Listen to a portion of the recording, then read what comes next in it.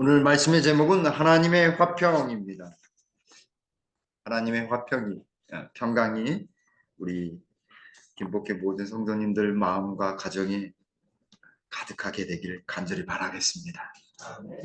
먼저 하나님의 말씀 로마서 5장 1절로 2절 보겠습니다. 로마서 5장 1절로 2절. 그러므로 우리가 믿음으로 의롭다 하심을 받았으니 우리 주 예수 그리스도로 말미암아 하나님과 화평을 누리자. 또한 그로 말미암아 우리가 믿음으로 서 있는 이 은혜에 들어감을 얻었으니 하나님의 영광을 바라고 즐거워하느니라. 아멘.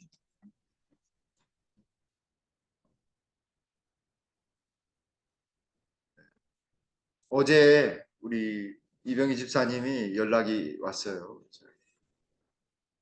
침례탕을 이렇게 해야 되는데 시간적으로 이렇게 같이 하셨으면 좋겠다고 이렇게 이야기하셔가지고 어, 그래서 적극적으로 나서 주셔서 이렇게 해서 제가 그래도 좀 무겁지만 좀 천천히 해서 저기다 갖다 놓고서 이제 일단은 무거운 거 조립하기보다는 좀 가벼운 거 이렇게 펼쳐보려고 봤더니 이렇게 여름에 이렇게 쓰도록 이렇게 다른 교회 이제 빌려줬었었는데 이게 말리지 않고 하니까 이게 거뭇한 게 이렇게 많이 묻어가지고 그걸 정리하는데 처음에는 막 불평이 막 이만 스트레스 이번 주 안식일에 써야 되는데 왜 이렇게 정리를 안 해가지고 설치를 못하게 하는가 막 불평 불만이 머리 끝까지 화가 나가지고 아, 이제 조금 있으면 막 뚜껑이 열릴 정도로 게다가 이게 조립하는 그 이렇게 딱 연결하는 쇠랑 연결하는 부분이 두 개나 또 두세 개가 또 망가진 거예요. 안 되는 거예요. 없어요. 빠졌어요. 속 안으로 들어가 버렸어요. 그래 얼마나 속상한지 우리 그래도 몇 번 사용 못 했는데 이렇게 물론 이제 다른 게 이렇게 썼으니까 하나님의 일을 하느라고 그랬지만 좀 마음이 좀 그러더라고요. 근데 하면서 어떤 생각이 들었냐면 내일 저 이번 주 안식일에 침례식이 있잖아요. 그죠? 침례식만 생각하자고 계속 머리에서 침례식만 생각하자. 계속 기도해 왔으니까 계속 침례식만 생각하자. 그러니까 점점 입꼬리가 이렇게 올라가더니 침례식 장면이 생각이 나는 거예요. 그런 마음으로 우리가 일을 하고 뭐 고치면 되고 이거 닦으면 되지. 그래서 이병희 집사님한테 부랴부랴 전화해가지고 집사님 이런 상태라서 설치를 못하고 이거 깨끗하게 닦은 다음에 말려가지고 내일 물을 좀 담아야 되겠으니까 오지 않으셔도 되겠다고 그래서 천천히 제가 하겠노라고 말씀드렸어요. 그러고 난 다음에 천천히 닦고서 대략 설치를 해놓고 이제 말린 다음에 보니까 그래도 뭐 표시가 많이 안 나가지고 오늘 아침에 이제 닦아놓고 락스를 조금 타가지고 닦고 그런 다음에 이제 물을 이제 받았습니다. 그러면서 설교 말씀을 들고서 하니까 아니 하나님의 화평을 설교해야 되는데 아니 불평불만했던 생각이 막 나는 거예요. 네. 그 생각 지우기 위해서 오늘 하루 종일 이 하나님의 화평과 함께 평안과 함께 이 예수님으로 말미암아 예수님을 믿으면 은혜 안에 들어간다. 은혜에 대해서 생각하니까 너무너무 감사한 거예요. 어떻게 보면 불평할 수도 있고 불만을 가질 수 있지만 또 어떻게 보면 우리가 이거 때문에 뭐 미움 생기거나 이것 때문에 뭐 불평이 막 쏟아져서 스트레스 받기보다 그저 하나님 새로운 영혼 또 침례식 거듭남이 있으니 얼마나 감사한가. 그래서 작년에도 침례식이 있었고 올해에도 침례식이 계속 있는 것만으로 하나님께 너무 감사드린다라는 생각을 해보았습니다. 여러분, 사람들이 복권을 사는 이유가 뭔지 아십니까? 부자가 되긴 되는데 한 번에 그냥 단 한 번에 그거 딱 사가지고 부자 되려고 하는 거예요. 근데 이 평균적으로 이 2000년 초반서부터 한 10 몇 년까지 이렇게 평균적으로 했더니 4,214명이 탔대요. 예, 그리고 평균적으로 20억 5,800만 원 정도. 전체적으로는 이 모금된 그 사람들이 이 복권을 산 금액이 36조 7천만 원 정도 된다고 합니다. 근데 대부분 복권을 사서 당첨된 사람들을 조사해 보면 미국이나 한국이나 제대로 사는 사람이 거의 없다라고 하는 것이 가슴 아프지만 실제입니다. 부부가 이혼하고 당첨금을 더 많이 가지려고 하고 그 부부였는데 나중에 보니까 원수가 돼. 게다가 싸우고 난 다음에 돈을 다 소비하고 스스로 목숨을 마감한 사람도 꽤 있는 것입니다. 거의 대부분이 당첨금을 3년 이내에 다 소진하고 빈털터리가 되었어요. 생전에 그 많은 돈, 그거 어디에 썼을까? 나는 이 정도 금액을 가지고 있으면 정말 큰 부자가 되리라 생각했는데 막상 부자가 되니까요. 그걸 잃어버리고 인생도 마감해버리는 사람들이 많다라고 하는 것입니다. 몇 해 전에 어느 한 노인분이 로또에 당첨이 됐는데 한 32억 정도를 받았다고 합니다. 근데 뉴스에 나오셨어요. 왜 뉴스에 나오셨냐면 자녀들한테는 비밀로 하고 아내하고만 이렇게 살아서 그거를 계획성 있게 올 한 해 동안 뭘 할지를 계속 그 돈만 쓰고 계속해서 넣고 예금해 놓고 하는 거죠. 아들한테 발각이 되면 아들이 인생이 다 망가질 것 같고 자녀들한테 이렇게 털어놓으면 다 망가질 것 같아서 그냥 행복하게 살며 기쁨을 누리기 위해 필요할 때만 적극적으로 주고 자식한테는 이야기 안 해주고 그렇게 부인과 함께 무덤까지 같이 가기로 했다고 약속했어요. 결국은 나중에 이제 돌아가실 때쯤에 유언으로 이야기하시겠죠. 자신의 인생을 지키고 자녀들의 인생을 지키기 위해 그렇게 했다고 합니다.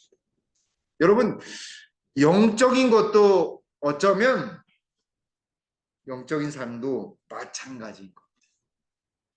왜냐하면 어느 한 부류는 그 수많은 돈을 탔음에도 불구하고 불행한 사람이 있고 수많은 돈을 가지고 있으면서 지혜롭게 생을 살아가는 경제적인 자유와 마음의 여유와 그리고 자녀들의 행복을 생각해서 사는 사람이 있는 것처럼 영적으로도 우리가 하나님의 복을 하나님의 능력을 체험하면서 아름답게 살 수 있는데 그렇게 누리지 못하는 거예요.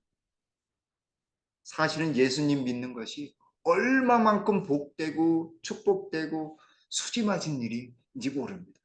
근데 우리는 누리면서 살지 못하는 마음의 불안과 시기와 그리고 마음에 평안이 없어요. 계속해서 무슨 사건 때문에 불안하고 스트레스 받고 근심하고 살아요. 예수님 안에서의 삶이 정말 좋은 것인데 우리는 제대로 누리지 못하고 살아가는 것 같습니다. 오늘 사도 바울은 로마서 5장 1절에 그러므로 우리가 믿음으로 의롭다 하심을 받았으니 우리 주 예수 그리스도로 말미암아 하나님과 화평을 누리자라고 말씀합니다. 믿음으로 의롭다 하심을 받았으니 우리 주 예수 그리스도로 말미암아 하나님과 화평을 누리자. 근데 사실 이 번역은 아마 시적인 번역인 것 같아요. 우리나라 번역은.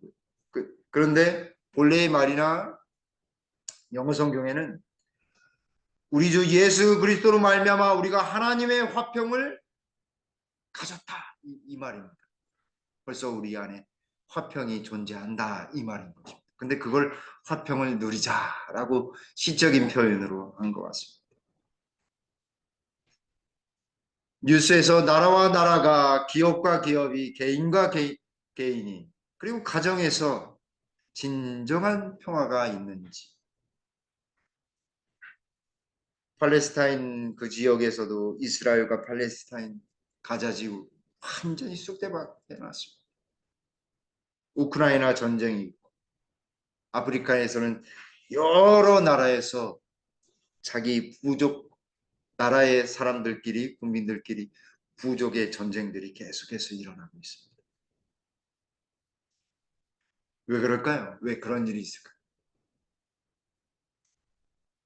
한 가지 분명한 것은 그들 마음속에 예수 그리스도로 말미암아 하나님의 평화가 없다라는 사실입니다. 이건 분명합니다. 불안은 예수 그리스도와 하나님 그리고 사단과 예수 그리스도 그리고 우리와 하나님 사이 예수 그리스도가 완전히 빠진 그 상황 속에서 일어나는 것이 바로 불안입니다.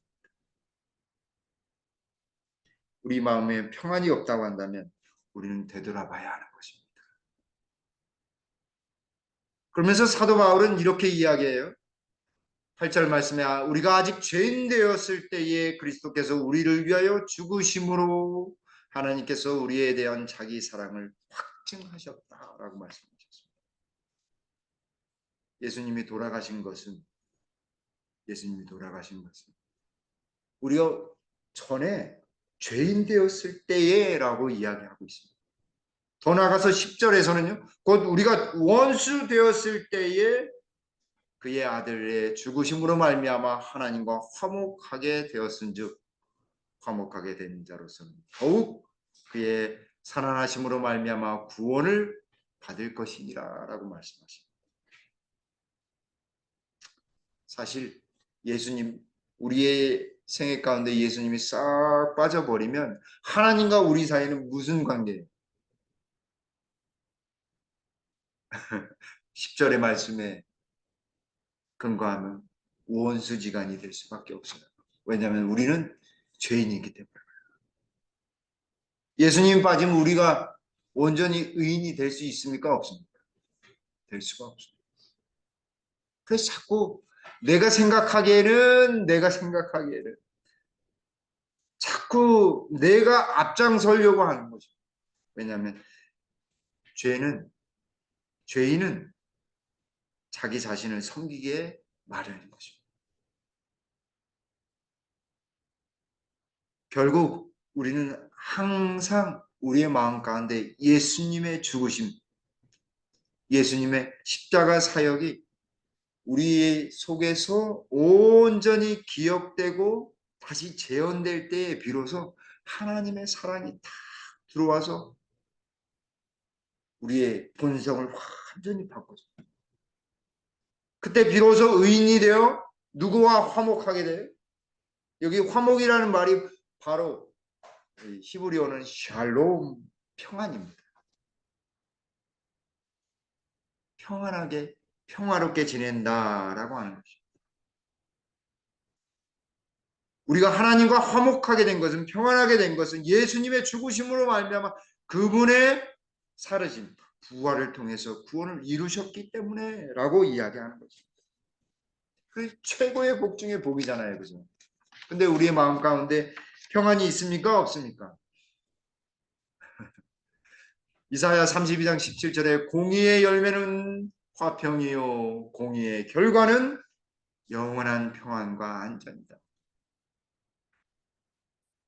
죄가 완전히 없어지는 그 열매, 죄가 완전히 없어지는 열매 어디에 있어요? 어디에 있어요, 여러분? 네, 십자가에 있어요. 거기서만 죄가 해결이 돼요. 십자가의 예수님을 만나야지만 우리의 마음 가운데 평안이 있어요. 자꾸 뭔가 생각할 때 자꾸 불안하고 근심하고 그러잖아요. 우리 마음 가운데. 왜 그런가? 내가 아직도 살아있어요. 내가 살아있어서 예수님이 살지 못하죠. 예수님을 받아들여야 돼요. 나의 죄를 위해 돌아가셨다는 사실. 그게 우리 마음 가운데 딱 재현되어야지만 평화를 누립니다. 결국 그걸 받아들임으로써 영원한 평안이 우리의 삶에 꼭 들어차서 진정한 안전과 평안이 경험되는 것입니다. 누가 보호하시기 때문에? 예수님이 보호하시기 때문에. 성령께서 우리를 위해 말할 수 없는 탄식으로 인도해 주시기 때문에. 야고보서 3장 18절에도 비슷한 말씀 하십니다. 화평하게 하는 자들은 화평으로 심어 의의 열매를 거두느니라. 화평해야 돼요. 평안이 있어야 돼요. 근데 그 평안의 근본, 근원이 어디라고요? 예수님의 십자가이다라고 했어요. 공의와 의가 서로 입맞춘 곳, 사랑과 거룩이 입맞춘 곳이 어디? 제가 얼마나 무서운지를 알 수 있는 곳이 어디? 십자가입니다. 근데 하나님이 얼마나 우리를 사랑하시는지를 알 수 있는 것이 어디예요? 십자가입니다. 예수님이 돌아가시기 전 산상수훈에서 발복 가운데서도 여기 마태복음 5장 9절에 화평하게 하는 자는 복이 있나니 그들이 하나님의 아들이라 일컬음을 받을 것이며 라고 말씀하셨습니다. 화평하게 하는 자는 복이 있다. 하나님의 아들, 하나님의 자녀들에게는 화평하게 하는 하늘의 복이 있습니다. 제가 왜 화가 나고 막 스트레스 받고 막 그런지 봤더니 제가 이 예수님을 생각지 않고 있더라고요. 십자가의 예수님을 받아들이지 못하고 있더라고요. 막 불의를 못 찾겠어요. 막 하면 저희 집사람 막 손을 막 잡아요. 가만히 있으라고. 가만히 있어요. 당신 목사인데 저기 뭐 싸울 거냐고.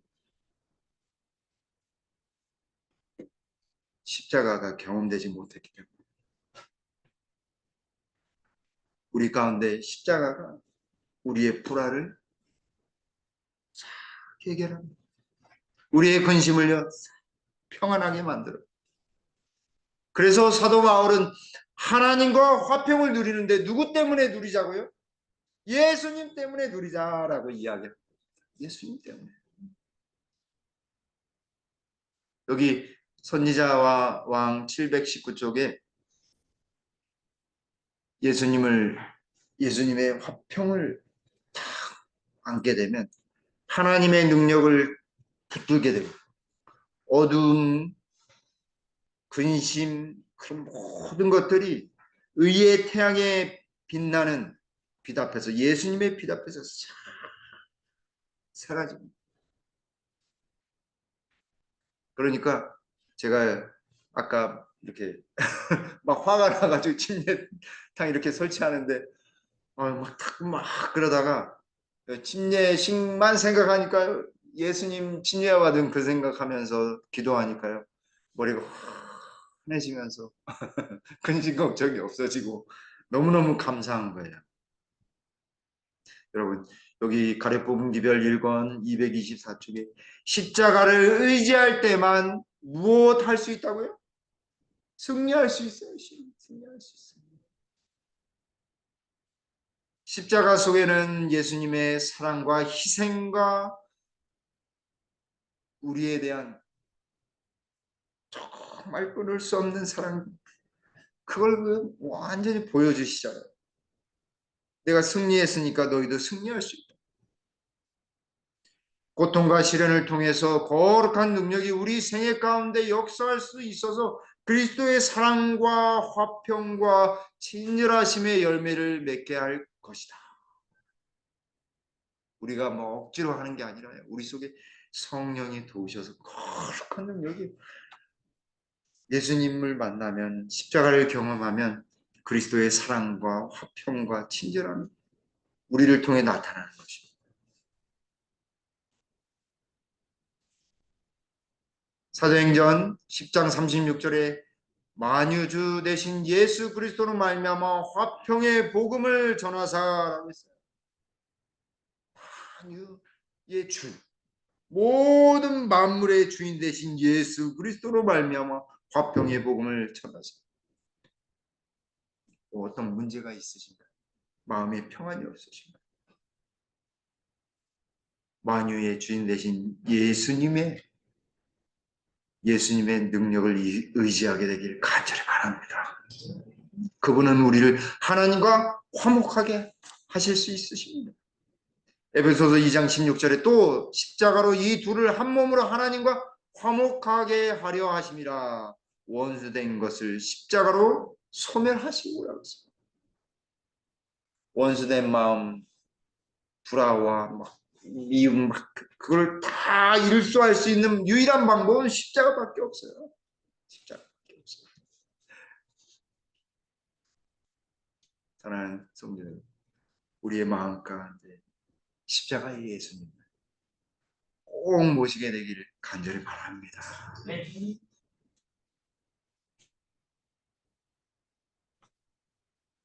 고린도후서 5장 18절과 19절에는 그리스도로 말미암아 우리를 자기와 화목하게 하실 뿐만 아니라 무엇까지도 주셨다고요? 화목하게 하는 직분도 주셨어요. 불화를 일으키면은 하나님이 주신 의무를 어떻게 하게 하는 거예요? 다 하지 못하는 것입니다. 가정에서도 마찬가지인 것 같아요. 교회에서도 마찬가지고요. 우리의 삶 속에서도 마찬가지예요. 더군다나 화목하게 하는 말씀을 우리에게 무엇 하셨다고요?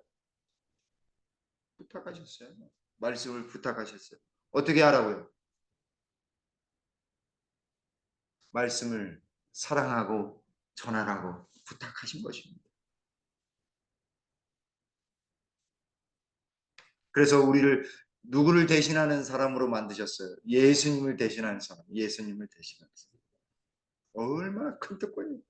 그러므로 그리스도를 대신하여 간청하노니 너희는 하나님과 화목하라. 그러니까 다시 말하면 하나님과 화목하라는 말씀 속에는 무엇이 있어요? 무엇이 담겨져 있는 거예요? 십자가가 담겨져 있는 거예요. 우리 모두가 하나님과 화목하게 되기를 간절히 바랍니다. 두 번째, 우리는 은혜 안에 서 있습니다. 또한 그로 말미암아 우리가 믿음으로 서 있는 이 은혜에 들어감을 얻었으며라고 이야기합니다. 믿음으로 서 있는 이 은혜에 들어가 있다라고 하는 것입니다. 지금 누리고 있는 것, 내가 생각하는 것, 제가 이 은혜라고 하는 가스펠송을, 이 복음성가를 오늘 하루 종일 들었는데 가사 내용이 너무 좋더라고요. 내가 누려왔던 모든 것들이, 내가 지내왔던 모든 시간이, 내가 걸어왔던 모든 순간이 당연한 것 아니라 은혜였습니다. 아침 해가 뜨고 저녁 노을, 봄의 꽃향기와 가을의 열매, 변하는 계절의 모든 순간이 당연한 것 아니라 은혜였습니다. 모든 것이 은혜, 은혜, 은혜. 한없는 은혜. 내 삶에 당연한 것 하나도 없었던 것을, 모든 것이 은혜, 은혜였어. 근데 예수님 안에서는 얼마나 은혜가 있어요. 세상에 누리는 것, 잠깐 누리는 것도 이같이 은혜인데 우리는 영원한 것을 받았잖아요. 영원한 영생을 누릴 수 있는 큰 특권을 받았는데 왜 자꾸만 세상적인 것에 자꾸 한눈을 팔려고 하고 마음에 쏠리는지.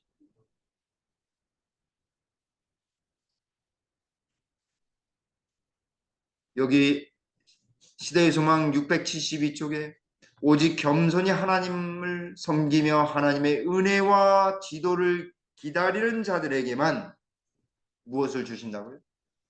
성령 주신다. 성령을 주신다. 겸손히 하나님을 섬기며 하나님의 은혜와 지도를 기다려요. 하나님의 은혜. 하나님의 은혜가 무엇이에요? 사도 바울이 로마서 5장 2절에 이야기하고 있는 것. 예수 그리스도로 말미암아 은혜 안에 서 있, 구원을 받은 그 은혜 안에 서 있는 것입니다. 십자가를 받아들인 사람에게는 모든 것이 은혜가 되는 거예요. 성령을 받는 거죠. 예수님 안에서 정말 십자가를 날마다 경험함으로 성령을 주시는 하나님의 은혜를 경험하게 되길 간절히 바랍니다. 하나님의 능력은 그들의 요구와 받아들임을 기다립니다. 우리가 하나님께 성령을 간구해야 돼요. 그리고 받아들여야 합니다. 하나님의 능력은 여전히 지금도요 크게 역사하신단 말이죠. 크게 역사하고 계셔요. 저는 믿고 있습니다. 그 능력이, 큰 능력이 우리의 삶과 교회에 온전히 역사하실 수 있음을 저는 확신합니다. 믿음으로 가능한 것입니다. 믿음으로 요구된 이 약속된 축복은 이 축복에 따르는 다른 모든 축복들을 가져옵니다. 예수님의 십자가를 경험하고 감사할 때에만, 기쁨이 있을 때에만 축복이 또 축복을 낳고 또 축복을 낳고 더 큰 축복으로 향하는 거예요. 이 축복은 그리스도의 은혜의 풍성함을 따라 주시는 것이며 또한 그분을 받을 수 있는 역량대로 각 영혼에게 공급하시려고 준비하고 계신다. 그러니까 우리가 받을 준비, 우리의 역량을 어떻게 최대한으로 뭔가 이렇게 준다고 했을 때 공짜로 막 좋은 거 준대요. 그럼 어떻게 해야겠어요? 조그만한 요런 그릇 다 가지고 가야 되겠어요? 막 큰 거 막 어디서 사서라도 가지고 가야 되겠죠. 키를 쓰고 가져가야 돼요. 사실 그 은혜의 축복을 누리는 것은 우리의 품성이에요. 영원한 것을 가질 수 있는 품성의 그릇을 잘 갖춰야 합니다. 나의 이기심은 다 제어져. 예수 그리스도의 풍성한 은혜를 담을 수 있는 그릇은 그리스도의 품성밖에 없어요. 그리스도의 품성. 더 많이 예수님을 경험하고 예수님이 주시고자 하시는 능력과 공급하시는 그 한량없는 은혜를 받을 준비를 예수님은 지금도 하고 계셔요. 다 주고자. 근데 우리가 어떻게 해요? 받을 준비를 해야 돼요. 받을 준비를 해야 되는 것입니다. 모두가 다 어디에 서 있어요? 은혜 아래 서 있는 것입니다. 그러니 걱정하지 마시고요. 우리가 아무리 연약하고 약점이 있고 비록 흠이 있다 하더라도 우리가 예수님을 온전히 의지하는 한 그분의 사랑을 온전히 의지하는 한 그분이 나의 구세주라고 하는 그 마음, 그 생각을, 그 믿음을 가지고 있는 한 우리 예수님은 언제나 우리를 분명히 도우실 것입니다. 주님께서는 우리들의 연약함과 약점들을 잘 알고 계심으로 우리들을 분명히 어떻게 하신다고요? 도우실 것이다. 우리 주님 도우실 것입니다. 우리 집사님들을 도우실 것입니다. 저 개인을 도우실 것입니다. 우리 가정을 도우실 것입니다. 우리 집사님들 가정을 도우실 것입니다. 하나님께서 큰 성령의 능력으로 온전히 우리 교회와 우리 성도님들 가정을 온전히 인도해 주시기를 간절히 바랍니다. 근데 은혜를 어떻게 한다고요? 받는 거라고 표현되지 않고요. 들어간다라고 했습니다. 들어간다. 은혜 안에 들어가는 거예요. 왜냐하면 그 들어가면 어디까지 이어지기 때문에 들어간다고 이야기하고 있어요. 하늘까지. 새하늘과 새 땅까지. 그래서 하나님의 영광을 바라보고 즐거워한다라고 하는 것입니다. 예수님으로 말미암아 믿음으로 서 있는 은혜에 들어가는 것, 그것이 신앙생활이에요. 매일 믿음으로 서 있지 못하면 어디에 서 있게 될까요? 죄의 편에, 내가 우상이 되는, 내가 하나님이 되는 그 편에, 사단의 편에 서게 돼요. 믿음으로 다시 서 있어야 하는 것입니다. 그래서 은혜 안에 들어가야 돼요. 십자가의 은혜 안에 들어가야 돼요. 그래서 구원도 예수님으로 말미암고 살아가는 것도 예수님으로 말미암아야 하는 것이에요. 근데 자꾸 내가 앞장서려고 그래요. 우리 제7회 안식일 예수 재림교회는 누가 중심이 되는 교회예요? 예수님이 중심이 되는. 이름도 제7회 안식일 예수 재림교회. 재림교회는 예수님으로 말미암는 교회인 것입니다. 그래서 우리의 삶도 매일매일도 예수님으로 말미암고 예수님이 중심이 되는 그런 삶을 살아야 하는 것입니다. 결국 그렇게 살다 보면 어디까지 가요? 영광스러운 재림의 그날까지 우리가 온전히 서게 되는 것입니다. 2절 말씀 후반부에 하나님의 영광을 바라보고 즐거워하느니라 라고 했습니다. 재림 빨리 하셨으면 좋겠어요, 여러분. 준비되셨나요? 예수님의 재림이 꼭 빨리 오셨으면 하는 마음이 간절합니다.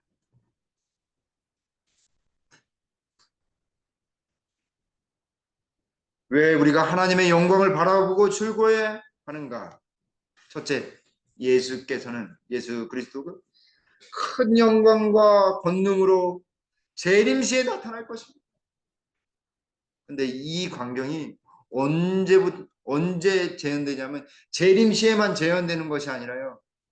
성경을 빌 때, 기도할 때 예수님이 나와 함께 한다는 그 확신이 경험될 때 재림이 벌써 준비가 되는 것입니다. 영광을 체험하는 것입니다. 두 번째는 우리는 그분의 영광을 볼 뿐만 아니라 우리도 그와 같은 변화를 경험해야 돼요. 이게 무슨 말씀? 하나님의 형상으로 다시 변화해. 나의 모난 품성. 그래서 예수님의 품성으로, 영광의 품성으로 변화시켜 주시는 것입니다. 예수께서는 이 세상에 계실 때 항상 사람들 앞에서 하나님의 영광을 드러내고 만사를 아버지의 뜻에 맡김으로써 모든 세밀한 점에서까지 생애를 고상하게 하셨다. 예수님이 왜 이렇게 평안하셨고 왜 이렇게 이 땅에서 사실 때에 모든 일을 하실 때에 그렇게 기쁨으로 사셨을까? 베드로처럼 헐레벌떡하지 않고요. 평안한 가운데 기쁨에 잔잔한 기쁨으로 사셨는가? 하나님의 영광을 드러내고 하는 마음밖에 없었기 때문에 여기 붉은 글씨에 그분의 모본을 따른다면 이 땅에 생애에 필요한 모든 것을 더하리라는 그분의 보증이 우리에게 이루어질 것이다. 하나님의 영광을 위하여 라고 하는 것이 우리의 생애 가운데 우리의 생활에 필요한 모든 것을 더하시리라고 하는 그 약속이 다 펼쳐지게 되어 있다라고 하는 사실. 그러니까 이제 앞으로는 무슨 문제가 생기시거나 근심거리 생기면 이것이 하나님의 영광을 위해서 어떻게 할 것인가 라고 생각하시면 되는 것입니다. 그러면은 나머지 건 걱정 없어요. 왜냐하면 하나님이 약속해 주셨잖아요. 그죠? 약속해 주셨어요. 가난, 부, 질병과 건강, 의등과 지혜, 이 모든 것들은 그분의 은혜의 허락을 통하여 약속해 주셨어요.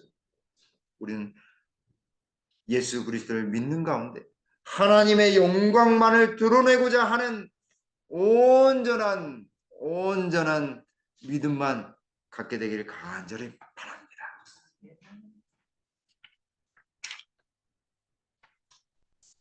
세 번째는 단식하는 피조물까지도 썩어짐의 종로를 타는데 해방되어서 하나님의 자녀들의 영광의 자유를 이루게 한다라고 하는 것입니다. 우리가 결국 재림시에 온전한 하나님의 자녀로서 영광을 맛보게 될 것입니다. 지금은요 조금밖에 못 봐요. 조금밖에.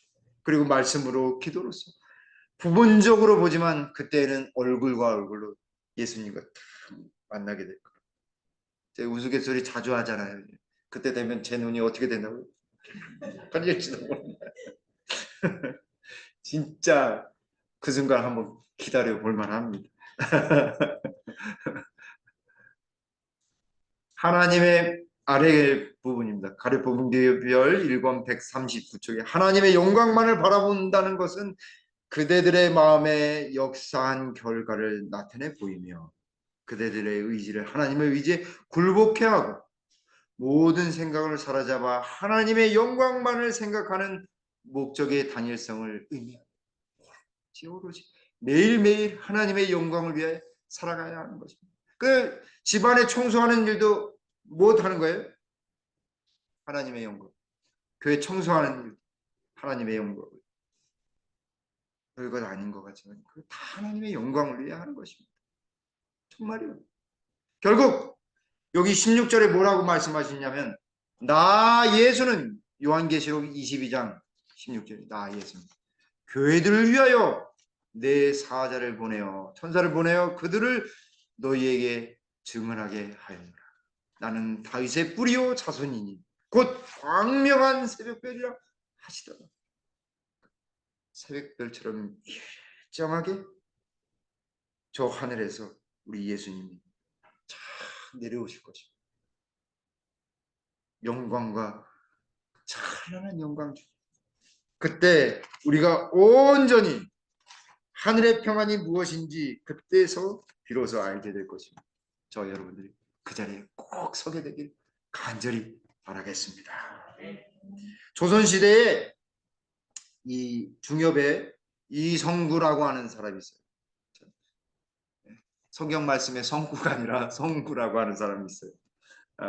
이 사람은 이제 이양복이라고 하는 이 영의정을 지냈던 사람과 이렇게 사람을 잘 도와줬던 사람인데 어느 날 일찍 관직을 마치고 이제 후학들을 가르치고 유유자적을 하면서 특별히 어느 날 낚시를 하고 있었어요. 나이가 지금 이성구라고 하는 사람.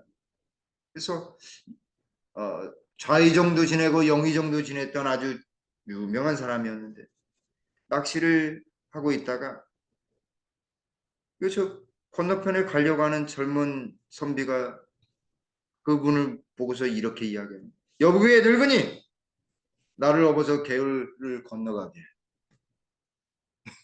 얼마나 당황스러웠겠어요. 자기는 청승까지 지낸 사람인데 아무 반응이 없자 이 젊은 양반이 아니 이놈이 요구하면서 양반의 말을 무시하다니 하면서 퍼럭 소리를 지르니까 이성구라고 하는 이분이 젊은 선비를 한참 바라보더니 미소를 막 미소를 머금고선 안 되겠어서 눈을 씩 감으면서 안 되겠어 가가지고 이 젊은 선비를 탁 업어서 저기 개울 건너편까지 이렇게 내려줬다고 합니다. 근데 이 젊은 선비가 생각해 보니까 좀 이상한 것 같아요. 고함을 질렀는데 얼굴 한번 안 변하고 의연하게 그냥 엎고선 이렇게 저기 내려주고 아무 말 없이 이렇게 가는 거 보니까 좀 이상한 것 같아요. 그래서 옆에 있는 사람한테 물어봤어요. 저 사람이 누군지 물어봤어요. 알고 봤더니 정승을 지냈던 이성구라고 하는 아주 유명한 학자요 또 유명한 선비인데 대감이었는데 그 사람한테 엎혀가지고 건너가고. 그래서 그날 저녁에 가지고 이성구대가 앞에 무릎을 꿇고 깊이 사죄했다고 합니다. 여러분, 가장 강한 사람은 누군지 아십니까? 가장 강한 사람은 어떤 상황 속에서도 흔들림 없이 자기의 올곧은 그대로 그 생활을 그대로 하는 사람입니다. 사랑하는 성도 여러분, 우리가 예수님 안에서 온전히 화평하며 어떤 상황 가운데서도 흔들림 없이 예수님만을 의지하게 되길 간절히 바라겠습니다. 그리하여 해서 영광스러운 재림의 그날 모두가 그 자리에 서게 되는 우리 모두가 되길 간절히 바라면서 말씀을 줄이겠습니다. 아버지 하나님, 우리 마음 가운데 예수님의 온전한 십자가의 능력이 살아 숨쉬어 어떠한 상황 속에서도 흔들림 없이 우리 주님만을 믿고 의지하며 굳건히 살아갈 수 있도록 힘을 더하여 주시옵소서. 주님, 그 믿음 변치 아니하고 은혜 아래 하나님의 귀한 능력의 풍성한 은혜를 날마다 경험할 수 있도록 성령으로 인도함 베풀어 주시옵소서. 그리하여 영광스러운 재림의 그날 우리 주님 오실 때에 우리 모두가 우리 예수님을 온전히 만나는 귀한 영광의 그날을 맞이할 수 있도록 주님 은혜를 더하여 주시옵소서. 돌아가는 발걸음도 주의 천사가 온전히 안전하게 보호해 주시옵기를 우리 구주 예수님의 이름으로 간절히 기도 올리옵나이다. 아멘.